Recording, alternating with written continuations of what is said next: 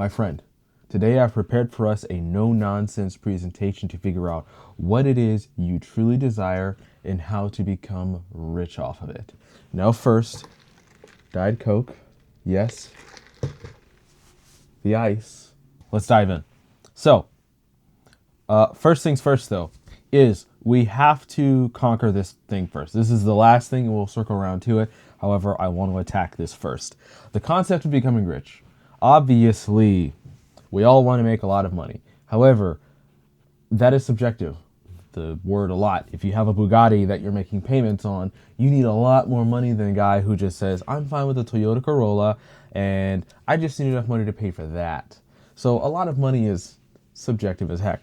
But with that said, your rich is different from another person's rich, and it's really based off of what you need.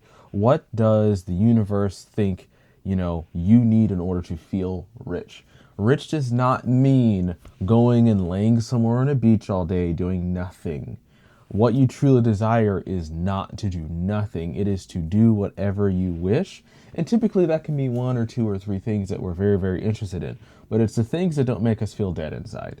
So that is what I would say the definition of being rich is. It's the definition, it's the idea of being yourself without needing to worry about anyone firing you from your job or centering yourself because, the internet doesn't like you or maybe even the friends around you don't.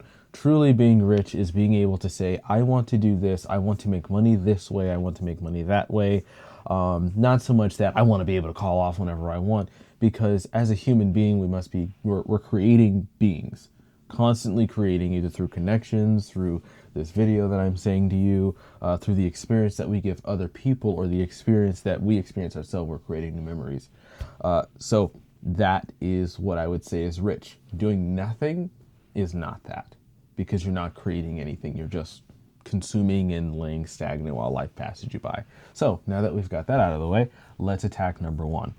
First thing is first. If you are setting any goal, anything at all, you're trying to figure out what it is you want to attack. You need to remove fear and ego from your vocabulary. Ego is something you cannot live with at all. Fear, on the other hand, we use it as a compass. But let's attack ego first. So, why do we remove ego? It causes you to include status into your list of deciding factors. So here's a little picture of a king there. You've got all of these people influencing his decision on his kingdom. Ego removing the idea that, oh crap, if this position doesn't have status, I won't be liked by other people. We're not trying to be liked by other people. We're trying to be liked by ourselves. And now I liken ego to a demon, because if you, let's say for instance, if I say right now, if you shut up and you close your eyes, or if you're driving, just be silent and do this. On the count of three, I want you to say, hello, my name is, and whatever your name is, without opening your mouth, nothing. Think it. 1, 2, 3. Hello, my name is. Who do you think just said that? Typically, the voice inside of your head is your worst enemy, because just like the voice that just said your name is whoever you are, my friend, that is the very same voice that is telling you you can't do something or you can't do that. And very often it is our soul telling us, hey, you know what, screw this. We've been put on this earth to do something great, or, great to ourselves in reality, that we should listen to that voice. And typically the voice inside of your head, if you just straight up ignored it and just took away all of its decision-making power, you would be better off. Even if it has anything good to say, I would say about 90% of the time it doesn't. So let's just ignore that. Let's get rid of ego. Not very fun. And I use the idea of a caffeine anxiety attack is because you notice that whenever you get really anxious off of drinking caffeine, you start to think that everybody else is plotting towards you, or something is more intense than it actually is. And those thoughts become very real in the moment. But once you calm way down and the caffeine's out of your system, you realize, holy crap, I was tweaking. I don't know why I thought that about that person. He didn't mean that, or she didn't mean that. Ego is the same way. So let's talk about what ego is and what ego isn't, because I think that's very important. Some people might see people going after lofty goals and think, oh, they're very egoic because they're trying to be the best or do the impossible. However, it might be the actual opposite here. So, ego is doing things for the sole sake of status in the eyes of others. If no one was there to marvel at your greatness, would you still pursue it? Ask yourself that question. If there was nobody in this stage right now, or if there was nobody watching me, if nobody even knew I existed doing the task that I'm doing right now or the task that I want to do, would I still do it out of just pure joy? Just the pure, like, sort of want to do it? Ask yourself that. If the answer is no, then that's probably not the task, or probably not what you want to choose to do in order to make you rich. Now, what ego isn't is equally as important. Ego is not doing things so that you can be the first. Oh, what ego is not doing things so that you can be the first or the greatest. This may seem like chasing status, but those who seek to do the impossible use the idea that it has been impossible for everyone else as a motivating factor to make the surreal a reality. Now, I use this gentleman here, Alexander Karelin, as a great example. Look at how mean that face is. So, Mr. Karelin here has won 887 of the wrestling matches he has ever been in. I think he has only lost 2 times, and all of those were by a single point. I guarantee you the drive needed from this man to be like, I want to be the absolute best. I don't want to lose to anyone. I want to absolutely dominate. That is not ego. That is the strive to be superhuman, to ascend above, to become the Ubermensch of, like, in his field. That is not ego. That is drive. That is motivation. That is making the surreal a reality. And this guy has been undefeated for 13 years. So, here's what happens when you remove ego. When you remove ego, the outcome of your efforts no longer matter. You do the task at hand out of necessity to please your soul, not to please others.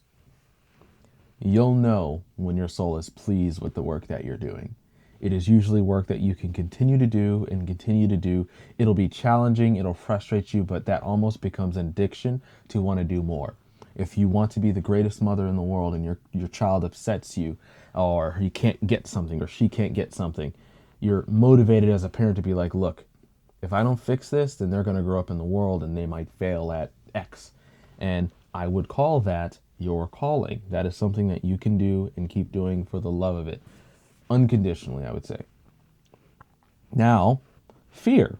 Why do we remove fear at all? If it's supposed to be our compass, why do we remove it? Why do we basically remove our guiding mechanism? It's a 2-parter. So, fear asks a lot of negative what ifs. You give every excuse as to why you should fail and 0 excuses as to why you should succeed. This is a common thing most people do, and that's why they never be anything in life. Fear is one negative on this journey that you can live with. You make up your mind to run towards the fear and do things in spite of it. Chasing the uncomfortable makes you mentally a god. This is where the compass of fear comes into play. The reason I say it's a compass is this. Once you do decide what it is your true desire is, what it is your true path is in life, you're going to be afraid. Typically, you want to set lofty goals. The fear of the goal is something that you should chase, because what is it? If you're shooting for the moon, you can still land upon the stars if you miss. And so this is why we chase that fear. If you're scared of a certain aspect, you should probably attack it, because if you don't, it'll come back to bite you in the butt. I would know. That's a very serious problem I myself have. Like I said, this is not, okay, none of this is very easy to do. It's easy to talk about it. It's easy to watch a video and think, okay, well, you know what? This is all good. Suddenly after I watch this and turn it off or save it for later, I'm going to conquer these first. This is an ongoing battle because we meet different challenges along the way. And every time we get to the roadblock, these 2 things are the main factors that are going to come up. Ego and fear. Maybe the ego is like telling you, this is a really stupid obstacle. I no longer want to do this. Why should I have to deal with this? Why can't I have enough money to pay my way through this? Or why can't I have connections? That's ego. That's ego. You're thinking that basically any of the challenges are below you, beneath you, and that they're not there to teach you anything. And that's the exact opposite. It's meant to turn you into something that can hop over these with no problem. Now, fear will stop you dead in your tracks. If you're too scared to continue the next step after a failure or after a massive drawback, or maybe you haven't even failed yet, but the requirements to get to the next step after, let's say you've hit 1, you've hit 2, and now 3 requires a completely different person, you might be like, shoot, what if I lose everything? What if I lose all my friends? What if I get divorced? What if I go bankrupt? Like, these are questions, these are valid questions because it's reality we're talking about. But these are questions you should ask. You gotta ignore all of that. Trust in your intuition, trust in your gut that everything that is required of you right now, it's already been provided, and you already have. That's why you're there to begin with. You're at this step because you have a certain something that got you here to begin with, not by mistake. Nothing about where you are is a mistake. So this is the part here where we kind of dive into actually, trying to find it. This is the thing that you probably clicked on this video to find out. So we're going to address this real quick. And funny enough, this is actually a very small part of the entire journey, thankfully. So I call it Become a Starving Wolf. And the reason we say that is because as you get hungrier, if you've ever fasted or not even had a meal or whatever, you notice that things start to smell stronger. Bad smells start to become absolute and rancid smells. And sweet smells, the smell of junk food, becomes all the more appetizing because we're hungry. We're starving wolves here. And so with that, a person who is starving for purpose, you're probably trying to latch on to anything, and those senses are really trying to hone in on something. And so here's how you do it. First things first, typically the things that we have wanted to grow up and do, we've already known all along. You look back in childhood and you think about the things that you've done where, what toys have you played with? What school subjects were you most interested in? Really think about what were the things that you would do when everything else made you bored. But regardless of either being bored while you were doing it, or maybe never at all when you do go and do this one thing, you kind of got rid of that boredom. You felt like, wow, this is like my calming mechanism. Like, this is my thing that I can get in the flow state with. And you know what? I will say that is, what's the one thing that you can kind of get into flow with? You can hyper focus on it. You can do it and not notice that time is passing. Now, my friend, if you are a gamer, you probably heard that and thought, oh, well, video games or watching Instagram, that's what I like. I don't notice time passing. That is not what I mean. And I will address that later. But I use this example of myself here. This is the best example I can think of because it's me. When I was a little kid, I played a lot of car games. I had a lot of car-themed toys. I went to the drag strip with my uncle. And so in first grade, we had a parent career day. I don't have a father. But anyways, I was like, oh, my dad couldn't come to work because he's a NASCAR driver. And when I think back on it, I'm like, okay, why did I think that was the coolest thing ever? And then that road led me down, okay, wait, most of my life has been kind of filtered with cars. Everything that, kind of surrounds my life it seems to be in an automobile. And all of my jobs involve me driving, either far to work or for work. Right now, the job that I have requires me to drive a lot. I think I did it, 1, 2, 3. I did 3 hours of driving today for work. So, that should tell you everything you need to know about me. I really like racing. So that's what I'm making this video for. That's the whole point of this channel, is to afford it. But now you know. So I would think the best question, most relatable question to ask yourself is this. What would you force yourself to do even though you're sick with the flu? We've all been sick with the flu. We know what a sore throat feels like. We know what strep throat feels like. Achy knees, joints, just literally not being able to barely open our eyes. However, what's the one thing that you can kind of get like a performance high from, where all of that negativity kind of washes away and you push through it because you're like, crap, you know what? Somebody's got to get it done. And it damn sure is going to be me. What's that thing? I guarantee you, if you have a set of things or even just one, that is, you've already got your desire there. So that's why I said this section here is probably the easiest bit. You already know what it is 9 times out of 10 because it's been filtered through your life through signs since you've been born. Since you took your first breath and you started looking around, you've already known what it is you were here for. Half the time we're just ignoring it. I know I did. Literally ignored it. Now I'm 26. And I'd probably say, yeah, I've ignored it up to now. Anyways. Now, you have this section here. I call this satellite interests. The reason I call it satellite is this. If the main field that you're interested in is represented as the Earth, a satellite is a thing that orbits it. And I would like to say this is the best sort of analogy I can have here. If you love painting and you always find yourself in art class really enjoying it, if you love painting, maybe you'll love making the paintbrushes more. Think of things associated with your chosen interests. This may lead to you discovering that without the ego, you actually like being in the background more. This is also why it's very important to get rid of the ego, because a lot of us want to be the freaking footballer and whatnot. However, you don't want to deal with the ramifications of the concussions and not being able to walk once you're freaking, 45, 50. None of that. Maybe that's not you, and that doesn't have to be. But, your parents aren't going to be like, oh, you want to be the guy making the football helmets? What about the footballer? You've got talent. You're tall or you're big. Why not just be the footballer? That's not for them to decide. What if you really like football helmets and the design, the graphics on them, or your calling is to make the sport safer? Come on, dude. You're protecting lives right here. You're in the background, but your role is just as important. So another thing, lastly, this is a really abstract way of thinking about this, but if we look at the idea of space here, first thing that came to mind is this: the spacesuits and the rockets that got these astronauts here. And when we think about the rocket, we think, okay, well, if I like space, maybe I don't want to be an astronaut. Maybe I don't want to deal with the connections needed, the expensive school, there's so many things you have to be before you're an astronaut. I think you even have to be in the military. What if you don't want to do all that? Well, you like rockets, you just like rockets. Ego's out of the way. I'm like, dang, I really like rockets more than I like being an astronaut. So I'm thinking, okay, what about a plane mechanic? Same, right? Granted, rockets versus planes, they do use turbines. Rockets use solid fuel, I think. The idea is the same. Now, spacesuits. If you like making spacesuits, maybe it's the design of the spacesuits that you like. Maybe it's the fabric or the tailoring of it.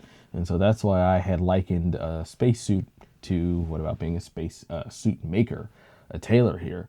And then you might find that, wow, you know what? This field gives me the free time to be with my family, which is also important. This gives me the money I need to get by, and I love the clients. They're not mean. They're not trying to steal from me. They're nice. They're there because of my talent, and they respect me. Instead of trying to aim for this goal that maybe you didn't really like to begin with. And if you get there, which is very rare, because if it's not your calling and you're doing it, it's very unlikely that you will have the drive to actually get to the top of that field. But those who enjoy the practice will get farther than those who do it for the sake of discipline. And so that's why I say that. All right, 2.2 here. Things to be wary of. Going back to that gaming bit. My friend, human beings are created to produce something with every... Human beings are creating beings. We produce something with every interaction we have with the physical world. Consumption does not produce anything except self-satisfaction. Entertainment is not genuine desire. Now, if you're a person who's into video games, you might look at streamers and think, oh, well, they play video games. They are different from you. And the reason I say this is because they produce entertainment. When you get home from work and you want to unwind and you look at your movie stars or your singers or anything like that, and you watch them, they're entertaining you. They're producing something for you to watch. We're all consumers. We have to be consumers. However, if you are trying to work and make a living and going after your desire, by nature, it should produce something. Just by default, it will be producing something. Let's say, for instance, if you want to be an athlete, athletes produce fantastic stories from rags to riches, or stories about self-doubt and how they get over it, through the fact that they've, endured all the pain, persisted through all the hardships in order to get to the very top of their field. they're producing your storyline. They're producing an example for you to follow. That is extremely valid. Maybe that's what you're trying to produce. And then for a man and woman, if your goal is to be the best wife or husband that you can be, and that's all you care about, maybe you find yourself being the support role of your relationship, or maybe you find yourself being the leader. Who knows? But you produce life. At the end of the day, if you do want to have kids, you're producing life. But if not, you're producing a extremely pleasant experience on this earth for another person. You're still creating something. So just wanted to get that out of the way. Okie dokie. So now, in order to kind of figure out how it is, or what branch you're going to try to go about what it is you truly desire so that we can become rich, here are 3 ways that I figured you could do it. These are kind of the main ones that I thought. TSC, teaching, satellite interests, and competing and or creating. So we're going to start with teaching bit, and then the very last one is probably the most important. So teaching. I love this analogy here. The coaches of the world are just as passionate as the athletes. Both require a wide range of knowledge about their chosen field in order to succeed. Mike Tyson's coach created the best boxer in the world. Do you think that Mike Tyson's coach is as good as Mike Tyson is at boxing? The answer is probably no. He doesn't have the power. He's not freaking muscly and full of rage. However, what he does have is the analysis needed to turn a human being into an absolute weapon.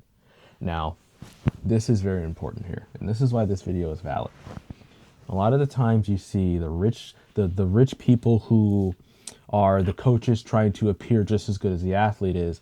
If you're rich and you're showing off your Ferraris and your Lamborghinis and your top tier mansion in Dubai, usually they're scammers. And usually their info cannot be trusted because they're selling you the dream. A lot of these influencers are not rich because of the work they actually do in the company that they're trying to say they created. They get rich off of trying to teach you how to be rich.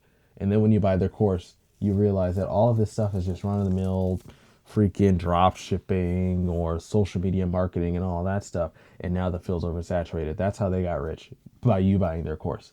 And you can see it in the way they flaunt everything. However, just because I have a room here and a curtain and a shelf that I drilled up myself does not mean that anything I say is invalid. I might be giving you $1 billion worth of info. And if you choose to not take it simply because of the way this appearance is, instead of what your soul thinks or your intuition thinks how good this is or how valid this is, then it's on you. All right, satellite interests. The richest men during a gold rush aren't the miners, but instead are the men selling the equipment to mine the gold. None to say there. None to say there. There it is right there. This is actually real, though. The richest men in the gold rush were not the miners. It was the people selling the pickaxes. Compete and create. Okie dokie. If you're in this field, there is a lot that you have to give up. Competing and creating is not a field in which you can be mediocre in whatsoever. You have to pretty much accept that if you are either competing or creating, they both absolutely positively need you to either be unique or the best. Preferably both. Winning is the best advertisement. Winning is the best marketing that you can ever give anybody or give yourself. And winning may look like creating something that is truly unique in the way of a video or a piece of art, or the way in which you go about freaking bending metal, or a process of freaking refining oil. But if you're not the best in it, if you're not winning, then you are essentially mediocrity. You can't be that. And unless you're willing to give up family, friends, time, make your life dedicated to this one thing, you really shouldn't be going after this. And a lot of people go after this because the knights here, they are the guys that get all the attention, right?